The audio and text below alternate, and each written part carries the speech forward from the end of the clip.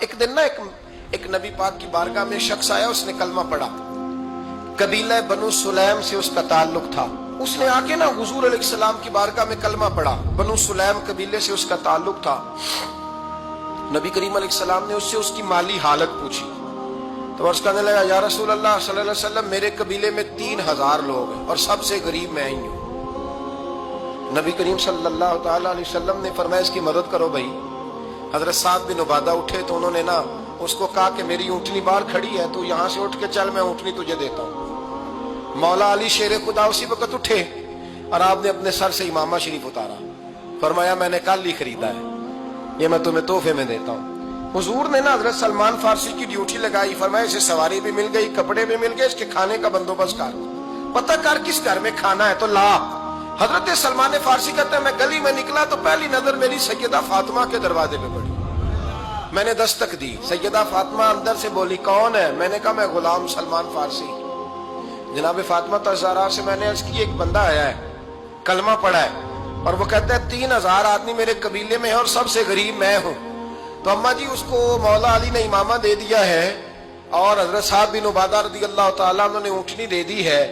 اب وہ حضرت فاطمہ فرما سکتی تھی کہ جب شیر خدا نے دے دیا ہے تو ہمارا تو حصہ پڑ گیا. تو فرمانے لگی بھائی میرے ساتھ کیا مطالبہ ہے بتاؤ, جلدی کرو.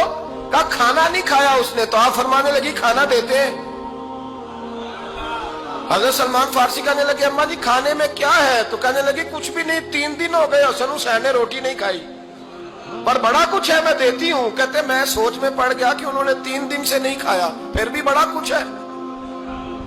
پھر بھی ہم نے نا جو کھایا ہے اور باقی کا سالن فریج میں رکھا ہے, پرسوں والا بھی فریز ہوا پڑا ہے, شام کی سبزی آ گئی. کسی نے پوچھا حال کیا؟ کہتا سب سے غریب میں ہی ہوں, بڑا ماڑا بندہ ہوں, رو پڑیں گے, پریشان. کہا بچوں نے 3 دن سے روٹی نہیں کھائی, پر سلمان بڑا دیا ہے میرے اللہ نے, بڑا کچھ ہے.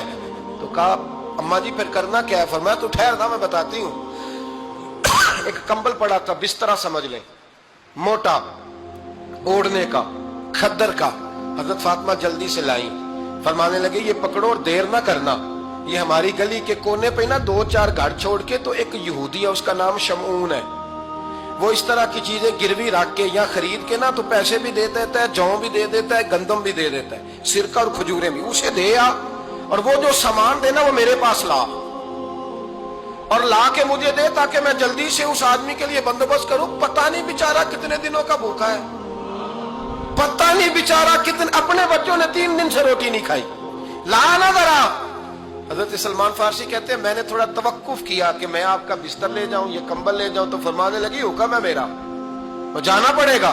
جناب سلمان فارسی کہتے ہیں میں شمعون یہودی کے پاس گیا. میں نے کہا یہ کمبل لو, چاہے تو نگد پیسے دے دو, سامان خرید لیتے ہیں, اور چاہے تو اناج, جوں, سرکہ, کھجوریں جو تمہارے پاس ہے دے دو. وہ کہنے لگا یہ کس کا ہے؟ بڑا شاندار ہے, بڑا خوشبو والا ہے. تو کہا یہ مولا علی کے گھر سے آیا ہے, پاک بی بی نے دیا ہے کہ اس کو گروی رکھ لو اور مہمان کے لیے کچھ دے دو. کہا مہمان کون سا؟ کہنے لگے حضور کے پاس آ کے ایک شخص نے کلمہ پڑھا ہے اور وہ مسلمان ہوا ہے اور وہ غریب ہے, اس کو روٹی دینی ہے. تو وہ شمعون یہودی کہنے لگا میں بھی تو رات پڑھا کرتا تھا, تو آج ہی سویرے میں نے پڑھا ہے, آج ہی سویرے پڑھا ہے, ابھی پڑھا ہے. میں بڑی دیر سے حضور آئے تھے پر میری آنکھوں پہ پردہ ہی رہ گیا.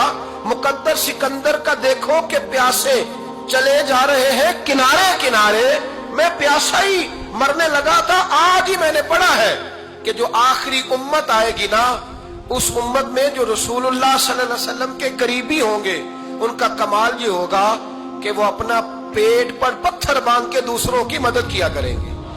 یہ میں نے آج ہی پڑھا ہے اور ابھی تو نے مجھے اس کا نظارہ کرا دیا ہے. کہنے لگا یہ چادر بھی لے جا, جوں بھی لے جا, سرکہ بھی لے جا, آٹا بھی لے جا, کھانا بھی لے جا, اور اس طرح کر کے میرے پاس سے نگد بھی لے جا. اور جناب فاطمہ سے کہنا یہ سارا کچھ رکھ لے, اور انہیں کہنا کہ مجھے پتا ہے آپ قبول نہیں کرے گی پر قبول کر لے. وہ آپ کا کمبل آیا ہے تو میرا دل نرم ہو گیا ہے, میں یہ قربانی بھی دیتا ہوں اور آپ کے باپ کا کلمہ پڑھ کے مسلمان بھی ہوتا ہوں, میں اسلام بھی قبول کرتا ہوں.